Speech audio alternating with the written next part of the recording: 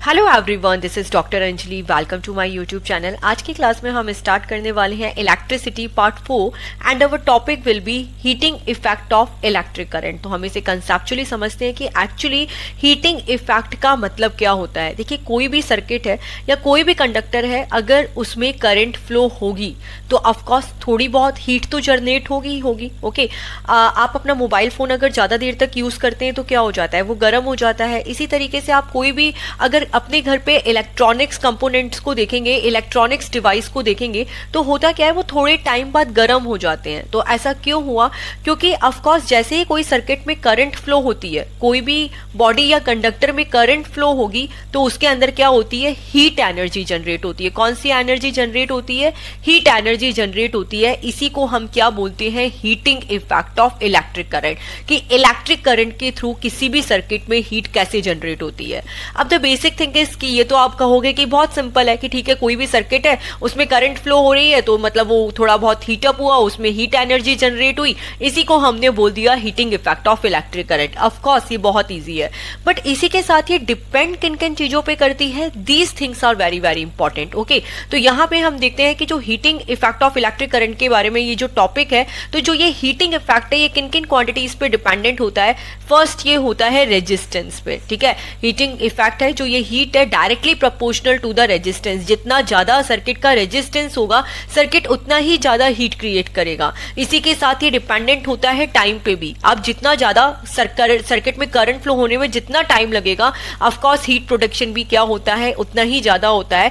And the third one is current. Of course जितनी ज्यादा current है, उतना ज्यादा ही हीट जनरेशन है। तो तीन quantities are very very important, resistance, time and current. Okay, अब हम ये समझते हैं कि आया कैसे। हमने जो ये हीटिंग इफेक्ट है, जिसे हम H से डिनोट कर रहे हैं, हमने ये भी बता दिया कि ये I पे डिपेंडेंट है। ठीक है, जितनी ज्यादा करंट होगी सर्किट में, उतना ही ज्यादा हीटिंग इफेक्ट होगा। ये रेजिस्टेंस पे भी डिपेंडेंट है, सर्किट का जितना ज्यादा रेजिस्टेंस होगा, सर्किट में उतना ही हीटिंग इफेक्ट प्रोड्यूस होगा। इन द सेम वे आप जितना ज्यादा टाइम लोगे, ठीक है, सर्किट में करंट फ्लो कराने के लिए, सर्किट में हीटिंग इफेक्ट भी उतना ही प्रोड्यूस होता है। तो basically you can say heating effect है, वो करंट पे भी डिपेंडेंट है, रेजिस्टेंस पे भी डिपेंडेंट है, टाइम पे भी डिपेंडेंट है।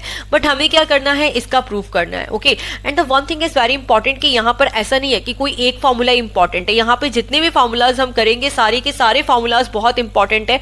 बिकॉज ऑफ न्यूमेरिकल ऐसा नहीं है कि केवल इस फॉर्मूले से सॉल्व हो जाएगा या फिर इस फॉर्मूले से सॉल्व हो जाएगा। For the numerical purpose you have to learn all the formula, you have to understand all the formula। तो वन बाय वन एक एक फॉर्मूले को देखते हैं। अगर आप कोई सर्किट में वोल्टेज दे रहे हो, तो ऑफकोर्स उसको क्या मिलेगी, कोई पावर मिलेगी। तो किसी भी सर्किट में कोई पावर का फॉर्मूला क्या होता है, उसकी पावर क्या होती है, पावर होता है multiplication of voltage into current.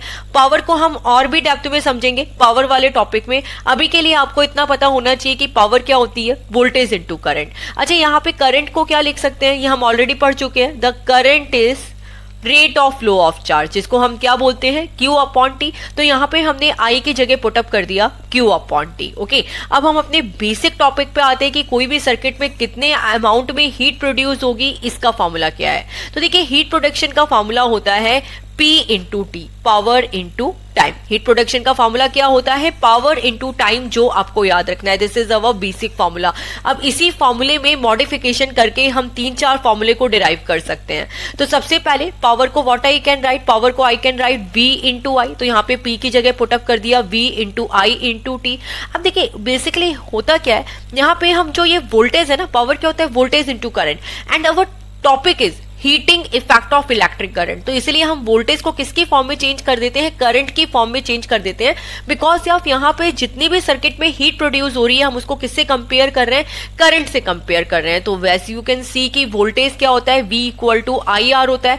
तो V की जगह हमने पुटअप कर दिया I R multiply by I into T. तो आपको क्या मिल गया, I square R T. This is the very very important formula. Actually these all formulas are very very important, because when we will do the numerical, जब भी हम numerical करेंगे तो आप फाइंड आउट करोगे कि कभी हम ये वाला फॉर्मूला यूज कर रहे हैं, कभी ये वाला फॉर्मूला यूज कर रहे हैं, कभी ये वाला फॉर्मूला यूज कर रहे हैं। किस अकॉर्डिंगली, कभी सर्किट में वोल्टेज होगा, कभी सर्किट में करंट होगी, कभी सर्किट में चार्ज होंगे। तो हमें सारे के सारे फॉर्मूले याद होने चाहिए।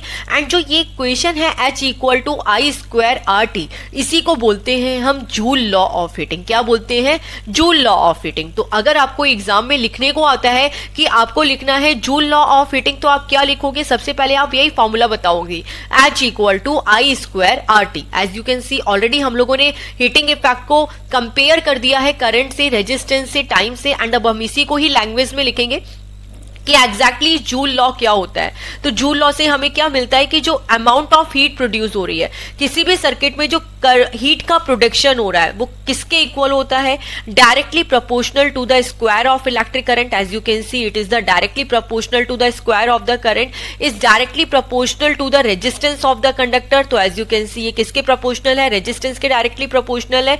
इन द सेम वे कि जो टाइम है जिसपे इलेक्ट्रिक करंट फ्लो हो रही है तो ये उसके भी डायरेक्टली प्रोपोर्शनल होता है। ओके, टी को स्मॉल से भी डिनोट कर सकते हैं। तो सबसे पहले आपको ये फॉर्मूला एक्सप्लेन करना है, ठीक है, फॉर्मूला लिखना है एंड देन इसी के बाद इस फॉर्मूले को एक्सप्लेन करना है। तो this is called joule law of heating. Okay, तो अब इसी के साथ हम इस पे न्यूमेरिकल से स्टार्ट करते हैं, बिकॉज ऑफ अभी तक हमें ये समझ आ गया कि एग्जैक्टली हीटिंग इफेक्ट क्या होता है। इन वन लाइन जब भी किसी सर्किट में करंट फ्लो होती है तो क्या होती है, हीट जनरेट होती है। इसी को हम क्या बोलते हैं, heating effect of electric current. किस पे डिपेंडेंट है, रेजिस्टेंस पे, टाइम पे एंड करंट पे, एंड इसी पे बेस्ड हम करते हैं न्यूमेरिकल। ओके, तो देखिए numerical is an electric iron consumes energy at a rate of 840 what. Okay, कोई इलेक्ट्रिक आयरन है वो कितनी एनर्जी कंज्यूम कर रही है, 840 वॉट एज्यूम कर रही है when heating is at maximum rate. अच्छा, ओके, तो व्हेन जब हमारी सर्किट की हीटिंग मैक्सिमम रेट पे है तो हमें कितनी पावर मिल रही है, 840 what.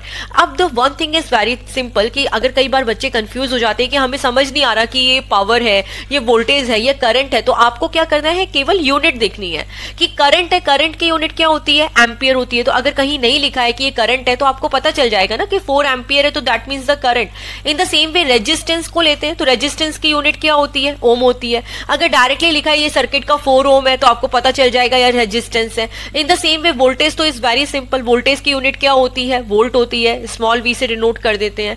In the same way power की यूनिट क्या होती है, वॉट होती है, ठीक है, पावर की यूनिट क्या होती है, वॉट होती है। तो आपको समझ जाना चाहिए कि ये क्या हो गया है, पावर की यूनिट वॉट है, तो समझ जाओगे कि ये क्या है, पावर है। ओके, तो in the same way now you can सी कि हमें क्वेश्चन गिवन है तो यहाँ पे डायरेक्टली लिखा है consumes energy at a rate of 840 watt. तो मतलब पावर कितनी है, 840 वॉट है when heating is at maximum rate. जब सर्किट की मैक्सिमम हीटिंग रेट है तो पावर कितनी है, 840 watt. When heating is at minimum, तो जब मिनिमम पे है तब पावर कितनी है, 360 वॉट है, 360 what when the heating is at minimum. तो दो पावर गिवन है, एक मैक्सिमम रेट पे, एक मिनिमम रेट पे, एंड वोल्टेज इज कॉमन, ठीक है। वोल्टेज कितना है, 220 वोल्ट वोल्टेज है। ओके, तो what are the current and the resistance in each case. तो हमें क्या करना है, करंट और रेजिस्टेंस दोनों को कैलकुलेट करना है, दोनों को कैलकुलेट करना है और दोनों ही केस लेके करना है। कौन से दोनों केस, जब आपको मैक्सिमम पावर मिल रही है और मिनिमम पावर मिल रही है। तो देखो दिस इज टोटली पॉसिबल कि आपको एक ही वोल्टेज पे डिफरेंट डिफरेंट पावर मिले। अगर आपने सर्किट, जो आप अपने मार्केट से कोई डिवाइस लेके आ रहे हो एंड वो बहुत अच्छा है तो ऑफकोर्स आपको सेम वोल्टेज में अच्छा पावर मिलेगा, जबकि अगर डिवाइस थोड़ा सा पुअर है, उसकी क्वालिटी अच्छी नहीं है, तो आपको सेम वोल्टेज पे पावर इतना अच्छा नहीं मिलेगा। ओके, तो हमें तो यहाँ पे क्या कैलकुलेट करना है, करंट और रेजिस्टेंस कैलकुलेट करना है। तो सबसे पहले करंट कैलकुलेट करते हैं, किसके थ्रू, पावर के थ्रू। ओके, क्योंकि हमें क्या गिवन है, सर्किट में पावर गिवन है और वोल्टेज गिवन है। तो पावर का फॉर्मूला क्या होता है, V इंटू आई। यहां से करंट क्या आ जाएगा, P upon V, power divided by voltage. तो हम सेम फॉर्मूला यूज करते हैं, करंट P अपॉन P। कौन से केस में, जब हीटिंग मैक्सिमम रेट पे है तो यहाँ पे पावर कितनी है, 840 वॉट, एंड जब हीटिंग मिनिमम रेट पे है तो पावर कितनी है, 360 वॉट। और वोल्टेज तो कॉमन ही है, वोल्टेज यहाँ पे भी 220 वोल्ट है और यहाँ पे भी वोल्टेज कितना है, 220 वोल्ट है। ओके, तो हम करंट कैलकुलेट करते हैं P अपॉन V से, पावर कितनी है, 840, वोल्टेज कितना है, 220। वैल्यूज पुटअप करी आपने, डिवाइड करोगे तब आपको करंट की वैल्यू कितनी मिलेगी, 3.82 ampere. In the same way जब हीटिंग मिनिमम रेट पे है तब हम करंट कैलकुलेट करते हैं, तो पावर कितनी है, 360 एंड वोल्टेज कितनी है, 220। वैल्यूज पुटअप करी, आपको आंसर कितना मिलेगा, 1.64 एम्पियर। इसी के साथ में हमें रेजिस्टेंस को भी कैलकुलेट करना है मैक्सिमम और मिनिमम के लिए। तो मैक्सिमम रेट पे रेजिस्टेंस क्या हो गया, V इक्वल टू क्या होता है बेटा, IR। तो R का फॉर्मूला क्या मिल गया, V अपॉन I। तो वोल्टेज की वैल्यू तो 220 वोल्ट है। मैक्सिमम के केस में हमने करंट कितनी कैलकुलेट की है, 3.82, आपको डायरेक्टली डिवाइड करना है। In the same way minimum के केस में भी वोल्टेज सेम है, बट यहाँ पे करंट कितनी कैलकुलेट की है, 1.64। आप डिवाइड करोगे, यहाँ से 0 जाएगा, इधर 2 0 आएंगे, आपको कैंसिल आउट करके डिवाइड करना है। तो आपको कितना मिलेगा, रेजिस्टेंस 13.15 ओम। ओके, तो this will be our resistance and current in both the cases. तो क्वेश्चंस को केयरफुली रीड करना है, फॉर्मूलाज देखने हैं कौन सा यूज होगा एंड अकॉर्डिंग टू दैट हमको न्यूमेरिकल सॉल्व करना है। तो as I already told you बेटा कि सारे के सारे फॉर्मूलाज आर वेरी इंपॉर्टेंट, जो आपको याद होना चाहिए। This page is very very important for numerical purpose. अगर आपको ये वाले पेज का फॉर्मूलाज आते हैं तो heating effect of electric current का तो कोई न्यूमेरिकल आपका छूटने का चांस ही नहीं है। जैसे ही देखो हीटिंग इफेक्ट का क्वेश्चन है, ये फॉर्मूले साथ में लिख लो और अगर आपको याद है तो आप डायरेक्टली भी कर सकते हो। ओके, अब हम आते हैं नेक्स्ट क्वेश्चन पे, क्योंकि example number 12.10 we already did it. तो देखिए 12.11 क्या है, 100 joule of heat is produce. अब ये जूल किसकी यूनिट होती है, हीट की यूनिट होती है। वंस अगेन रिपीट कर लेते हैं, पावर की यूनिट क्या होती है, वॉट, वोल्टेज की volt, resistance ohm, current ampere and यहाँ पे हीट की क्या हो गई, जूल। हीट की यूनिट क्या होती है, जूल। तो 100 जूल, दैट मींस आपको क्या गिवन है, हीट गिवन है। 100 joule of heat is produce. वैसे यहाँ पे लिखा हुआ है हीट इज प्रोड्यूस, बट हमें क्या है, यूनिट्स को देख के भी आना चाहिए। 100 joule of heat is produced each second. तो मतलब ईच सेकंड का मतलब क्या है कि आपको टाइम कितना गिवन है, 1 सेकंड। मतलब 1 सेकंड में कितनी हीट प्रोड्यूस हो रही है, 100 जूल हीट प्रोड्यूस हो रही है इन अ 4 ओम रेजिस्टेंस। और साथ में यहाँ पे रेजिस्टेंस की वैल्यू कितनी गिवन है, 4 ओम गिवन है। Find the potential difference across the resistance. हमें कैलकुलेट क्या करना है, पोटेंशियल डिफरेंस मतलब वोल्टेज को कैलकुलेट करना है। तो देखिए जितने भी फॉर्मूलेस किए उस अकॉर्डिंगली हम देख लेते हैं। तो सबसे पहले हमने हीट का फॉर्मूला क्या पढ़ा है, P इंटू टी। P को what I can write V into I multiply by T. तो एज यू कैन सी, तो देखिए अगर हम अपने पास में देखें, हमें कैलकुलेट क्या करना है, वोल्टेज कैलकुलेट करना है। अब हमारे पास वोल्टेज तो है कि जैसे as you can see V को वी कैन राइट, V का फॉर्मूला हो गया यहाँ से H upon I T. But इस करंट को भी तो चेंज करना पड़ेगा क्योंकि हमारे पास करंट नहीं है। तो देखो एज यू कैन सी की जो ये हीट का फॉर्मूला है हमारे पास आ गया V इंटू आई इंटू टी। हमारे पास हीट है, हमारे पास टाइम है, हमारे को वोल्टेज कैलकुलेट करना है, बट ये करंट नहीं है। तो इस करंट को कैसे सॉल्व करेंगे, तो करंट को क्या करते हैं, वोल्टेज की फॉर्म में लिख देते हैं। तो इन द सेम वे अगर आपके पास केवल करंट है तो आप उसको क्या कर सकते हो, वोल्टेज को करंट की फॉर्म में चेंज कर सकते हो। और यहाँ पे हमारे पास क्या है, हमें वोल्टेज को कैलकुलेट करना है और करंट की वैल्यू नहीं है, तो हम करंट को किसकी फॉर्म में लिखेंगे, वोल्टेज की फॉर्म में लिखेंगे। तो as you can see V equal to I R, और यहाँ से करंट का वैल्यू कितना मिला, V अपॉन आर मिल गया। तो यहाँ पे I की जगह हम क्या लिखते हैं, V अपॉन आर। तो I की जगह हमने पुटअप कर दिया V upon R into T. ठीक है, तो अभी देखो ये वोल्टेज की फॉर्म में चेंज हो गया। अभी V into V square divided by R multiply by T. और हमें भी क्या चाहिए था, केवल वोल्टेज की फॉर्म में चाहिए था। अब यहाँ पे करंट का कोई प्रॉब्लम नहीं है क्योंकि हमारे पास करंट की वैल्यू थी भी नहीं, तो हमने क्या किया, उसे वोल्टेज की फॉर्म में चेंज कर लिया। तो हीटिंग इफेक्ट के अंदर तो ये हमारा फर्स्ट स्टेप रहता है, या तो आपको करंट को वोल्टेज में चेंज करना पड़ता है या वोल्टेज को करंट में चेंज करना पड़ता है। तो ये 2 स्टेप्स तो आर वेरी कॉमन एंड इसके बाद हमें चेंजेस करने होते हैं। ओके, तो यहाँ पे करंट को V की फॉर्म में लिखा, ये हो गया V square by R multiply by T. अब हमें क्या चाहिए, यहाँ पे V की वैल्यू चाहिए। तो V स्क्वायर कितना मिला, H, R डिवाइड में है, इधर गया मल्टीप्लीकेशन में, T मल्टीप्लीकेशन में है, नीचे गया डिवाइड में। H की वैल्यू पुटअप करी कितनी है, 100, R की वैल्यू पुटअप करी 4 एंड टाइम क्या है, 1 सेकेंड। 100 इंटू 4 कितना हुआ, 400 वोल्ट। बट ये किसकी वैल्यू है, V स्क्वायर की। तो V स्क्वायर कितना है, 400 वोल्ट। आपको क्या चाहिए, V चाहिए, तो इधर क्या आ जाएगा, अंडर रूट ऑफ 400 वोल्ट। तो ये हो गया 2 2 4 एंड 00 का सिंगल 0, 20 वोल्ट। ओके, तो हमें कितना वोल्टेज मिला, 20 वोल्ट हमें आंसर मिला। अब इसी के बाद यहाँ पे 3 क्वेश्चंस है जो हमारी बुक में गिवन है। तो 1 बाय 1 हम क्या करते हैं, क्वेश्चंस को डिस्कस करते हैं, जिससे हमारे क्या होंगे, बहुत सारे कंसेप्ट क्लियर हो जाएंगे। ओके, तो the first question is why does the cord of electric heater not glow while the heating effect does. Okay, तो देखिए क्वेश्चन क्या है, क्वेश्चन का मतलब ये यहाँ पे क्या गिवन है कि जो इलेक्ट्रिक करंट की कॉर्ड होती है, ठीक है, वो ग्लो नहीं करती है, जबकि जो हीटिंग एलिमेंट्स होते हैं वो तो ग्लो कर जाते हैं। ठीक है, तो ये कैसे पॉसिबल हुआ। अगर हम मेटल को और एलॉय को कंपेयर करते हैं तो मेटल का रेजिस्टेंस क्या होता है, कम होता है कंपैरेटिवली एलॉय के।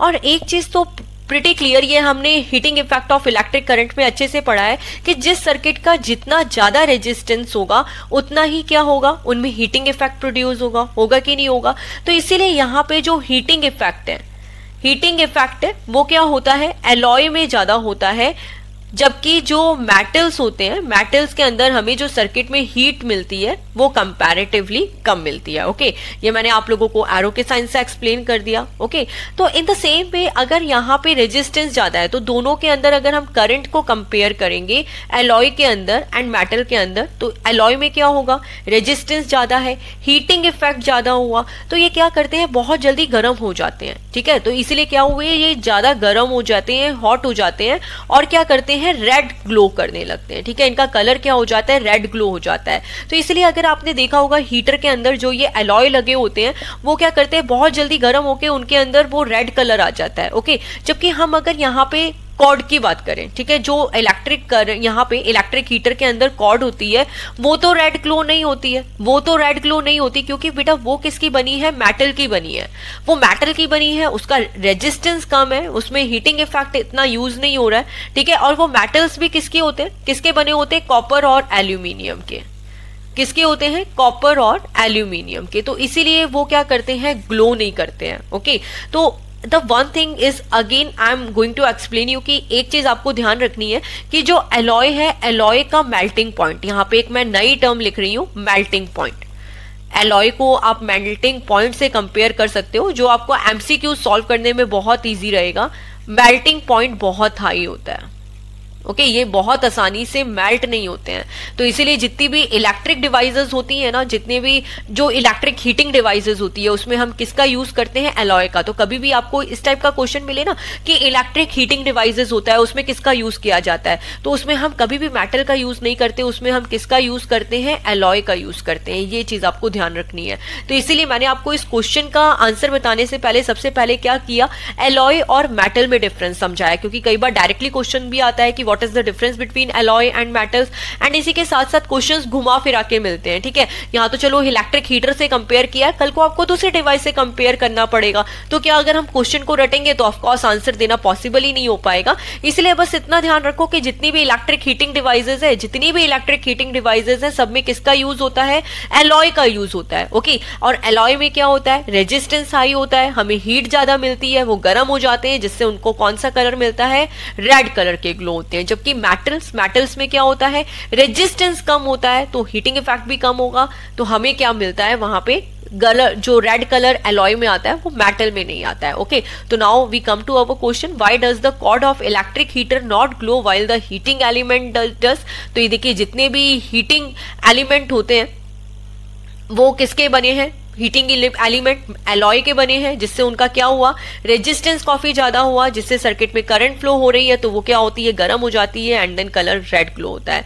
जबकि कॉर्ड की बात करें तो वो क्या है, कॉर्ड कॉपर की बनी है, तो रेजिस्टेंस लो है, तो इसीलिए क्या होता है, वो ग्लो नहीं करते हैं। ओके, तो ये क्वेश्चन का आंसर हुआ। इसके बाद हम नेक्स्ट क्वेश्चन पे आते हैं, compute the heat generated while transferring 96,000 coulomb of charge in 1 hour through a potential difference of 50 volt. Okay, तो once again compute the heat, हमें कैलकुलेट क्या करना है, हीट कैलकुलेट करना है, जब हमें क्या गिवन है, 96,000 कूलम्ब ऑफ चार्ज। ओके, कितने चार्ज गिवन है, 96,000 कूलम्ब। तो चार्ज को किससे डिनोट करते हैं, क्यू से डिनोट करते हैं, चार्ज की यूनिट कूलम्ब होती है। तो एज यू कैन फाइंड कि यहाँ पे चार्ज क्या है, 96,000 है इन 1 आवर, तो टाइम क्या है, 1 आवर है। तो 1 आवर है, तो सबसे पहले इसे हमें सेकंड में कन्वर्ट करना पड़ेगा कि नहीं करना पड़ेगा। तो सबसे पहले हम क्या करते हैं, आवर को सेकंड में कन्वर्ट करते हैं।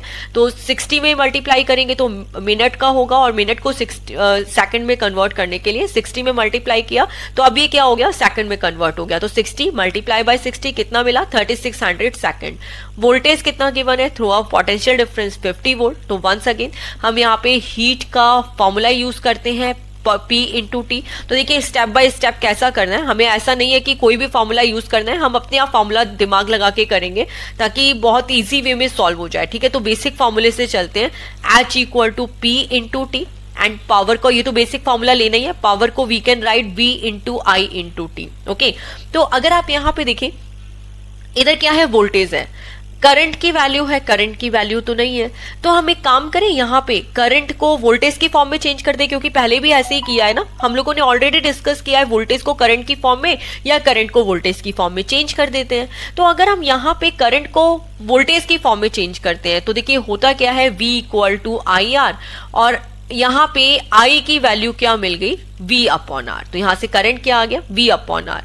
बट अगर मैं यहाँ पे करंट को लिखती हूँ V अपॉन आर, तो ठीक है, ये हो जाएगा V square by R T. But क्या मेरे पास रेजिस्टेंस की वैल्यू है क्या, मेरे पास रेजिस्टेंस की वैल्यू भी नहीं है। तो ये तो फिर ऐसे तो सॉल्व नहीं होगा, क्योंकि रेजिस्टेंस की वैल्यू नहीं है। तो फिर क्या करें, आगे क्या करें, आगे क्या करें। लेकिन मुझे करंट का एक फॉर्मूला और भी तो पता है। करंट को मैं क्या लिख सकती हूँ, करंट को मैं क्या लिख सकती हूँ, Q अपॉन टी। और ये मेरे दिमाग में कैसे आया कि मैं यहाँ पे Q अपॉन टी को यूज करती हूँ, क्योंकि जैसे ही मैंने देखा 96,000 कूलम्ब ऑफ चार्ज, मतलब Q का कोई ना कोई रोल तो होगा, तभी Q की वैल्यू दे रखी है ना। तो इसीलिए मैंने यहाँ पे करंट की जगह क्या पुटअप कर दिया, Q अपॉन टी। ओके, तो इस तरीके से हम क्या करते हैं, फॉर्मूलेस के अंदर वैल्यूज को पुटअप करते हैं। ऐसा नहीं होता है कि हमें एक ही दिन में पता चल जाता है कौन सा फॉर्मूला यूज करना है। आपको 2-3 फॉर्मूले यूज करके देखोगे तो you will get to know कि इस फॉर्मूले को यूज करते हैं, और आपकी प्रैक्टिस हो जाएगी तो आप किसी भी टाइप का न्यूमेरिकल फटाक से कर सकते हो। ओके, तो यहाँ पे हमने करंट की वैल्यू पुटअप करी, Q अपॉन टी। इधर T है, T से T कैंसिल आउट हुआ। आपको हीट का फॉर्मूला क्या मिला, वोल्टेज इंटू चार्ज। हमारे पास वोल्टेज कितना है, 50 वोल्ट है।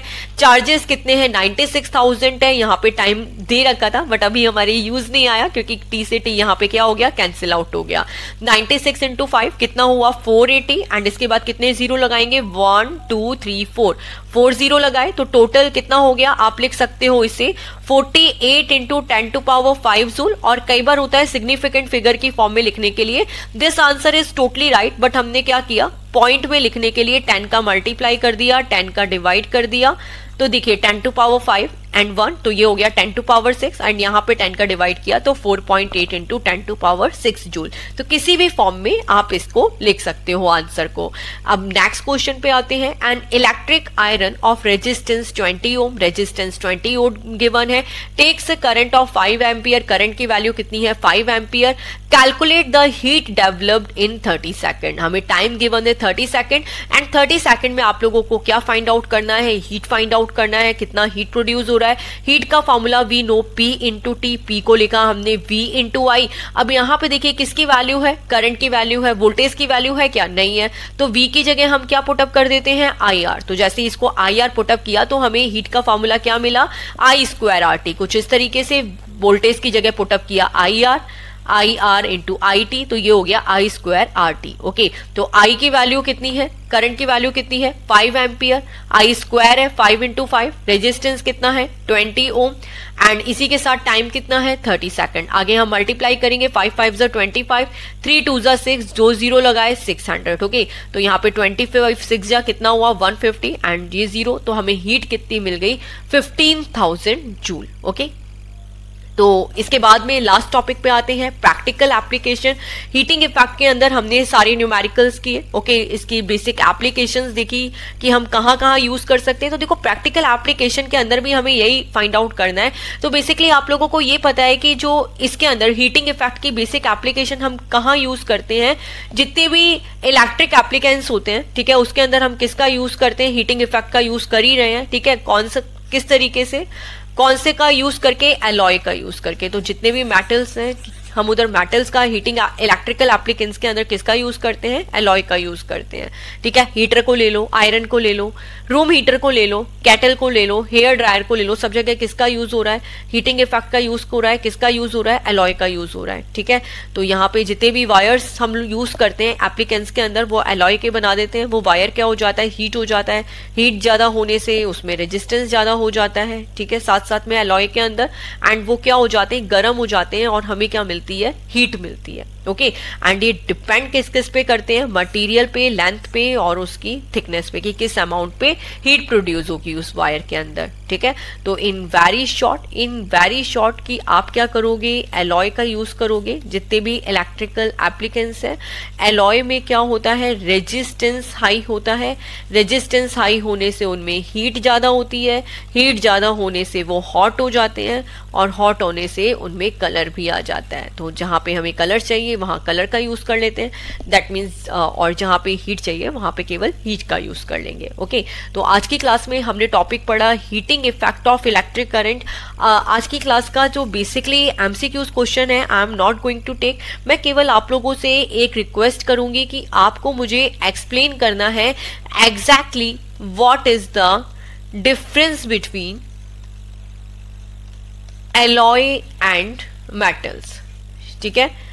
एंड आप लोगों को एग्जाम्पल देने, क्योंकि मैंने आज की क्लास में एलॉय और मेटल के एग्जाम्पल नहीं लिए, तो ये एग्जाम्पल आपको लेने हैं and I will find out कि ठीक है आपने सही एग्जाम्पल दिए हैं या नहीं दिए हैं। क्योंकि प्रीवियस जो क्लासेस थी वहां पे हमने कुछ एलॉय को डिस्कस किया था, कुछ मेटल्स को डिस्कस किया था, तो वहां से भी आप हेल्प ले सकते हो। Okay, give 5 example of alloy and metals, ठीक है। आपको 5 एलॉयज के नाम लिखने हैं और 5 मेटल्स के नाम लिखने हैं। तो ये आज की क्लास का क्विज क्वेश्चन। तो गाइस मिलते हैं नेक्स्ट लेक्चर में पावर वाले टॉपिक के साथ।